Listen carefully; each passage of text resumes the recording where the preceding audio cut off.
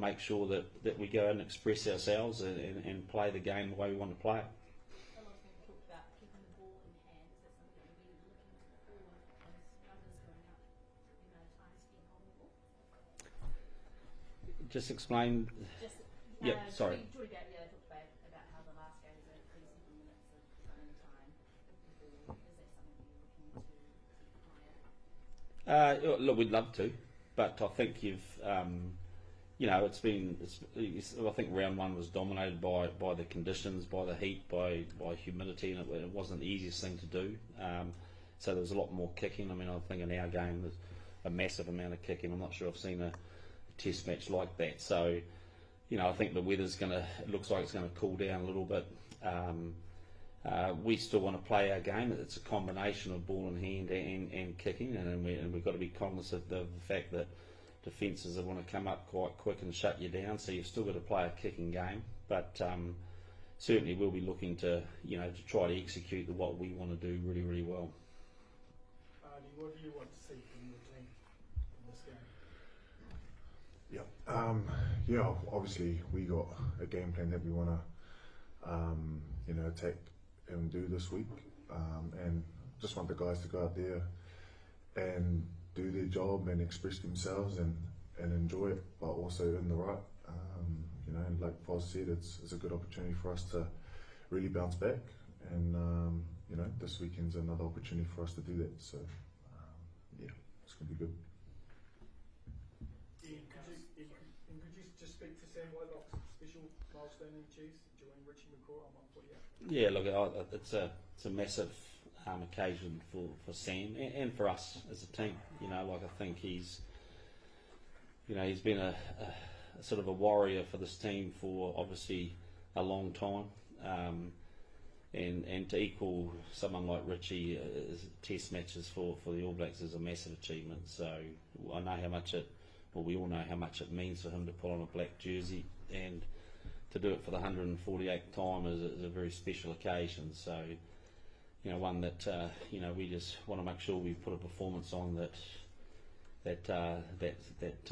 gives that sort of record a lot of respect, and then celebrate it with him afterwards. So, but I think just want to pass on to him and his family. It's a great honour what he's achieving. From a player's perspective, can you just tell us what Sam means to the team and what he has the guy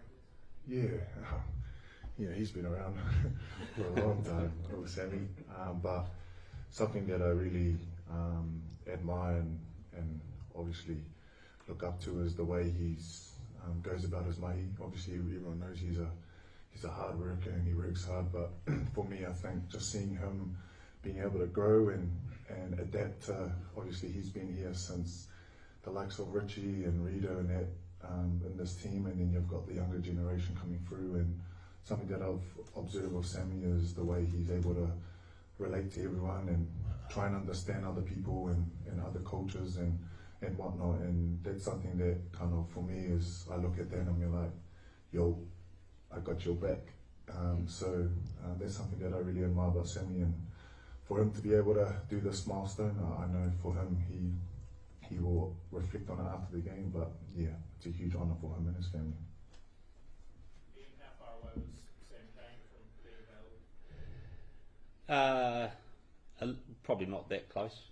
I think he's certainly progressing well, but probably not as close as we would have liked to be fit on Friday. So, because we're judging their process at the start of the week really, and he just wasn't as smooth. He had a couple of days that he sort of plateaued, but the last 2 days have been really good. So, so we're hoping that I would like to think that he's getting back into training next week. He's was certainly moving around well and running around the park today on the sideline better than what he was 2 days ago. So signs are really positive. Yeah, Geordie's the same. Look, to be fair with Geordie, it's a knee that's not too bad, but it's just the jarring of it that irritates it, and so we've had a chance to really just take him out this week and not try to even test it.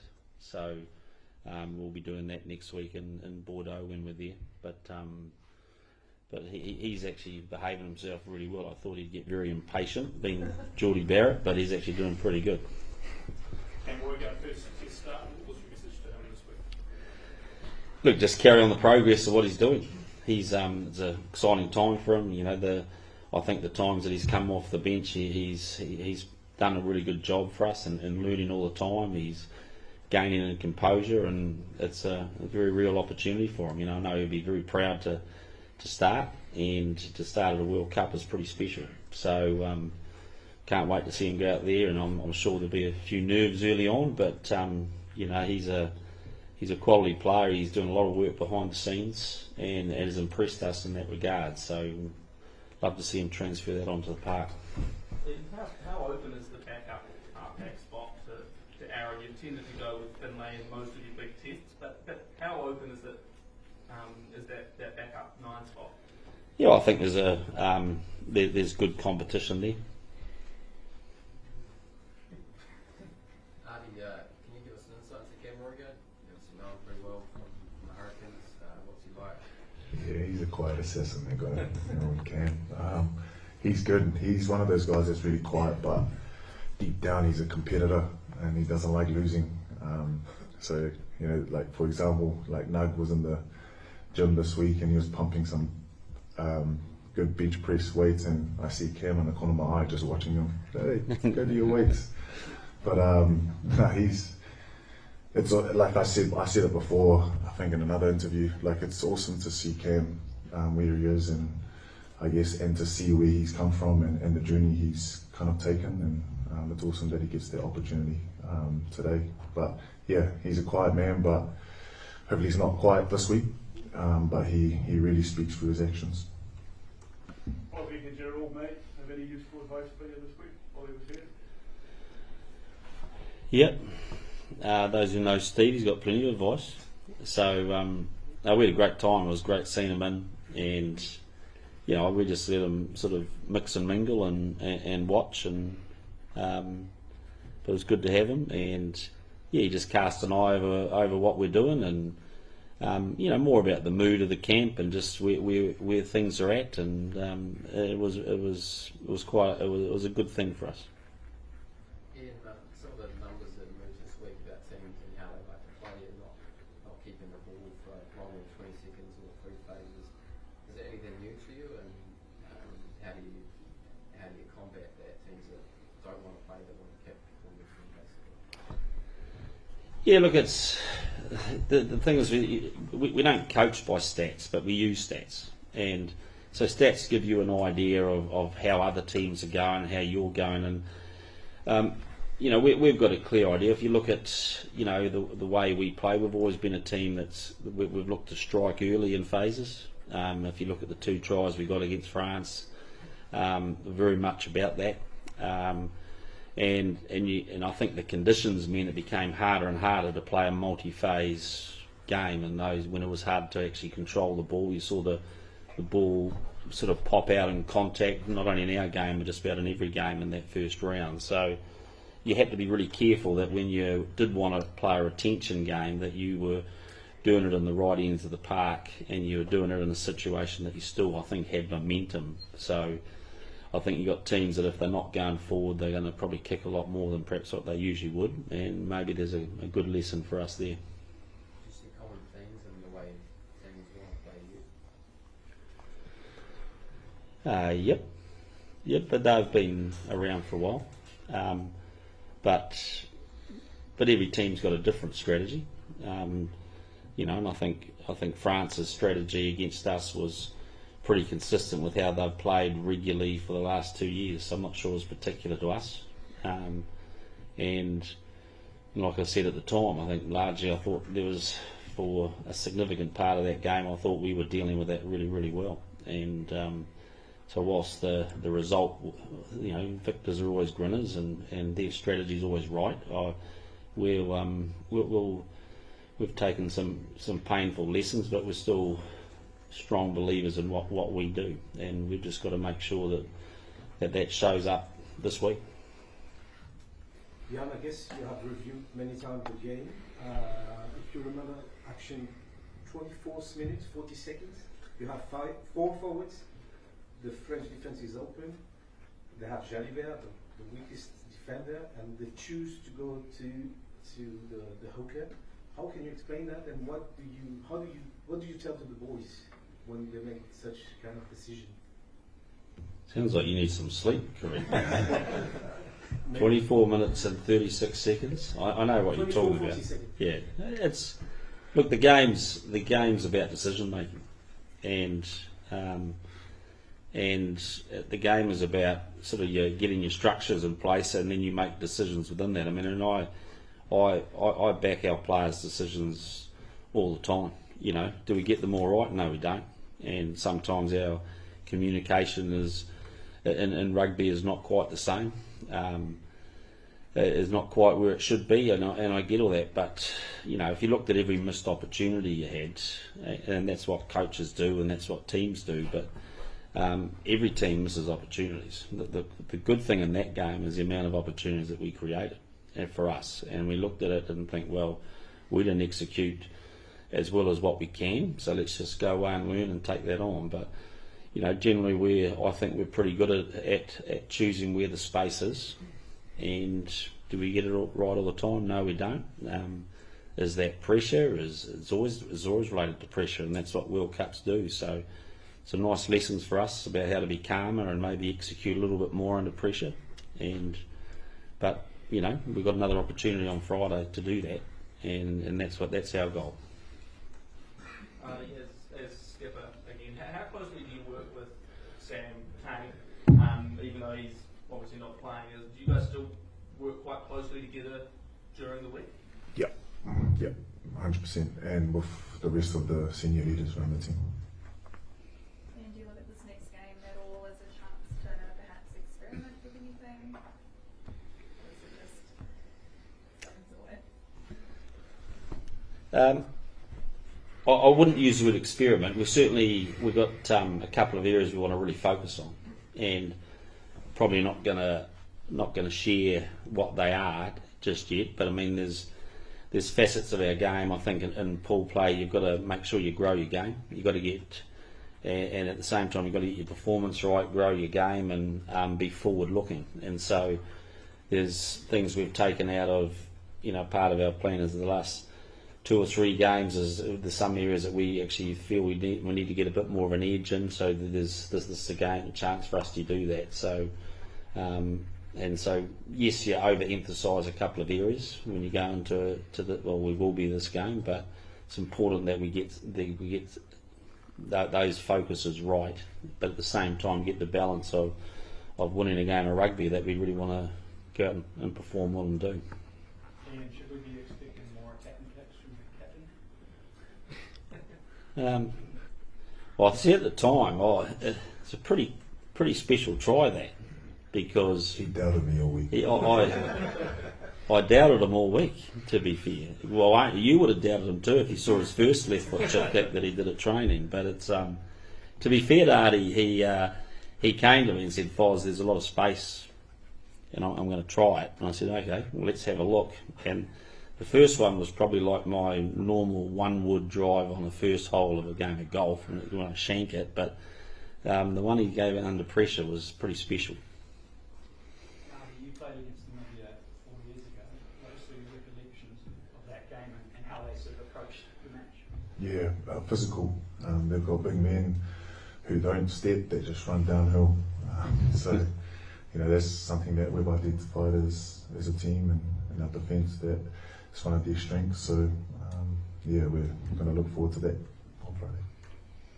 Ian, do these All Blacks after these last 2 games just need to kind of rediscover a bit of identity, their confidence, just something? Is there something kind of that this group needs to refine? I don't think so. I think it's there. I think it's you know, we had a really tough start. I mean, the South African test, like I keep talking about it, but I think it was in between a championship and a World Cup. I think there were a lot of variables in that game that delivered that performance. So, and I think that, but we went into that France one, and I think there were enough signs that we're we understand our game. I think we've got to do some more adaptation to conditions. That's one thing. I think that we still want to play, but we've also we know that in those big games you've got to get some basic things right. You've got to get your set piece right, and if you start to creak there, or you misinterpret what the ref's wanting, and you're not quick to adapt, then that generates pressure on a team. And I think that was the one of the big lessons, or the learnings for us in that France game. And so we've got to get that right. And so I've probably given you a pretty good clue about what's a big focus for us on Friday, and that probably reflects in the selection of sticking with the 4 props largely that we use, and we need to fix up some areas there. So, and I think once you get a couple of, they get consistency in those big rock parts of your game, I think the rest of the game is sitting there ready to go, but we've got to show that. Guys, we've got time for one more before we bring in the next group. All happy? Sweet. Thank you.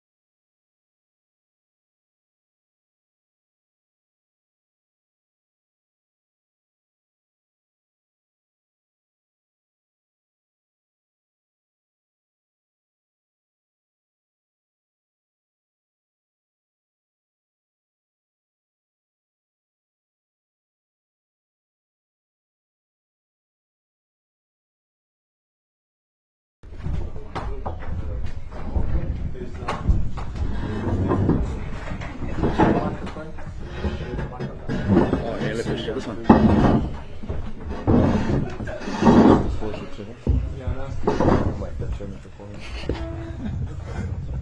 Just in case there's anyone who isn't too sure who these gentlemen are, we've got Caleb Clark, Lester Whainganuku, Cam Roigard, and Damien McKenzie down in the fire. Thanks, team. Thanks, Christian. Damien, how exciting for you for this week, your first World Cup game, starting at 10. How much are you embracing this opportunity? It's obviously very exciting to get named for the first time at a World Cup, and to get play alongside some of these boys in their first game as well. It's pretty special. So really excited about the opportunity to play this weekend against Namibia and be here in Toulouse. So excited to just rip it on Friday. Can't wait. And Cam, for you as well.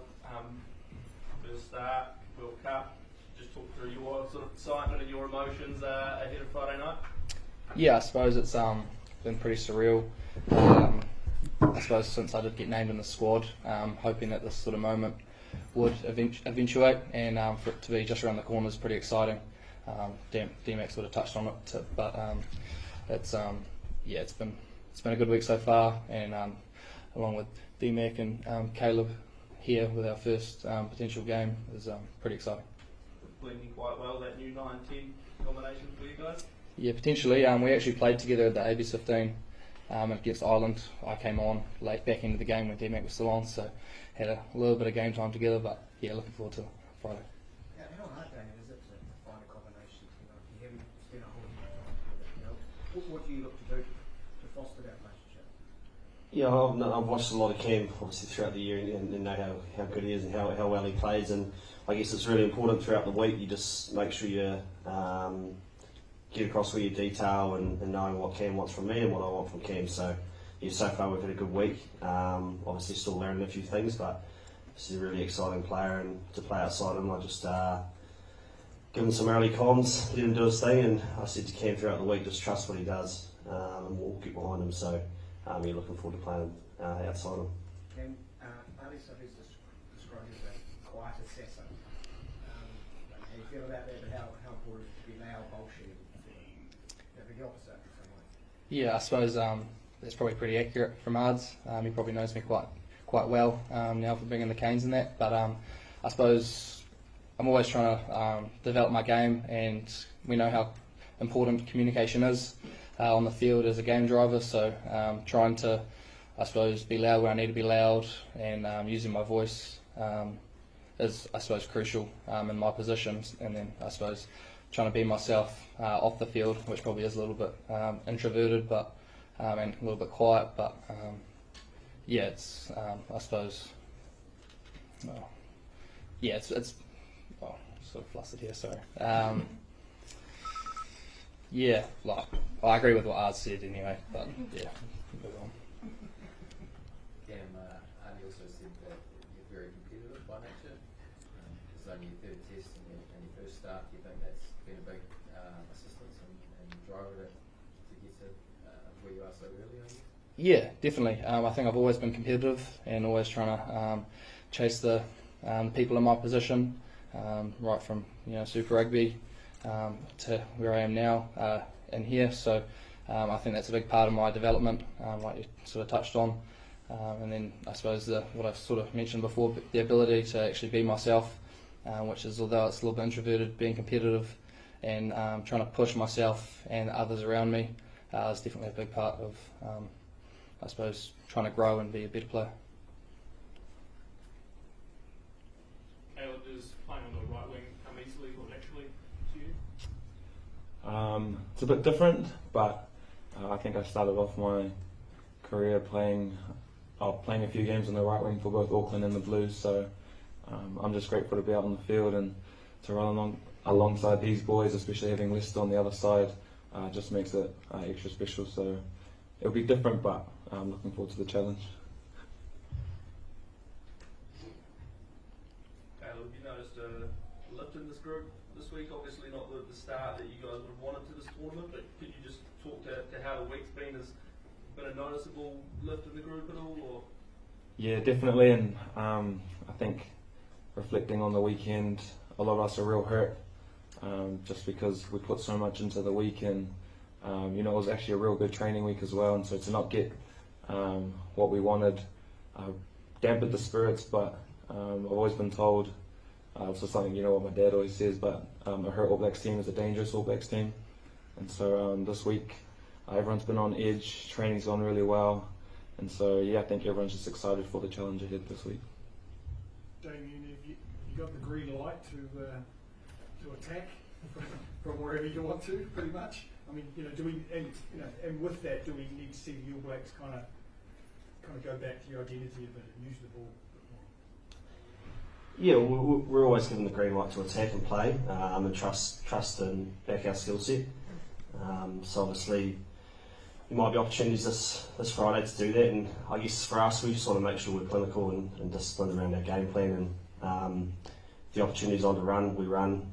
Obviously, the big boys like us putting the ball in front of them through our kicking game, so clearly that was probably a learning from last weekend. But yeah, we've given the green light every time, and if there's opportunities to play, we play, and it's got some pretty lethal wingers here to get the ball to, so we'll be trying to do that, and just going there back in our instincts, which we've always given the licence to do that.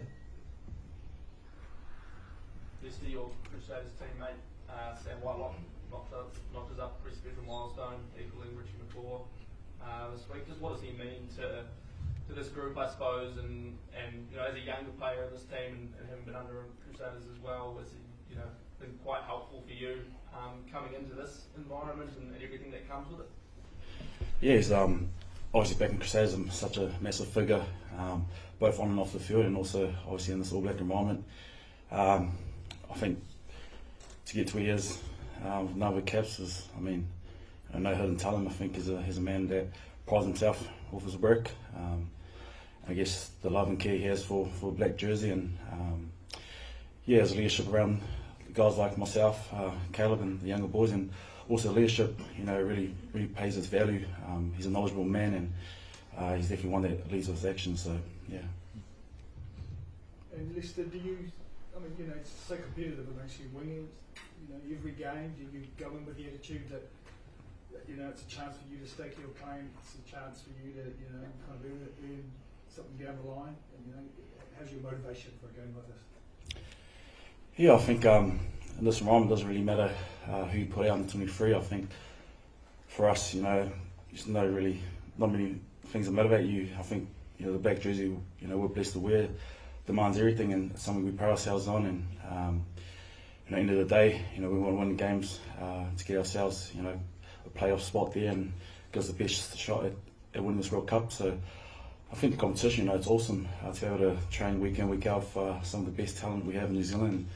You know, it's only a benefit for us and a win. We're growing our game against you know, some of the best players going around, so it's a blessing. So yeah.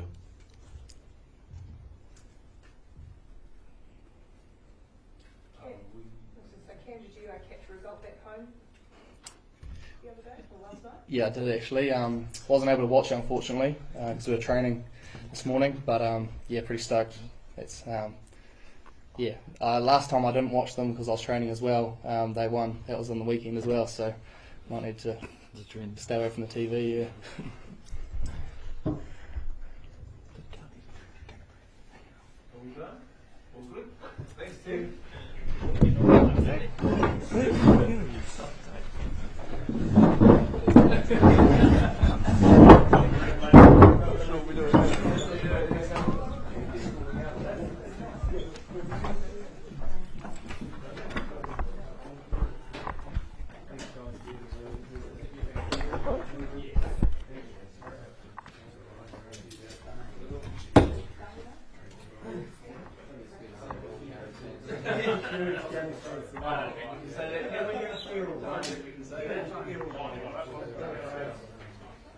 Jim,